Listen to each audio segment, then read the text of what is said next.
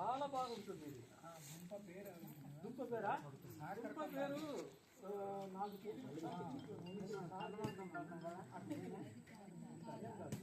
చూడండి, నాకు తెలుగులో ఏం మన పక్క లేదనమాట ఈ పంట. ఒరిస్సాలో సక్కర కంద అనమాట. సక్కర అంటే ఇది కదా, చీని కదా, చీని సక్కర. సక్కరేనే మన తెలుగు కూడా సక్కరనే. సక్కర కంద, కంద అంటే దుంప, సక్కర దుంప అంటే బాగుంటుంది అనమాట. దీన్ని మనం ఉడకబెట్టాలి కాకుండా అట్నే తినవచ్చు, చాలా బాగుంటుంది. ఈ సైజు వచ్చేసి ఉండాలి, ఇది సరిగా చేయలేదు కాబట్టి అది చిన్న సైజుగానే ఉంది. మీకు తెచ్చాను, చూపించాలి. దుంపలు ఉండాలి, దుంపలు దిగింది పెద్దగా కాలేదు.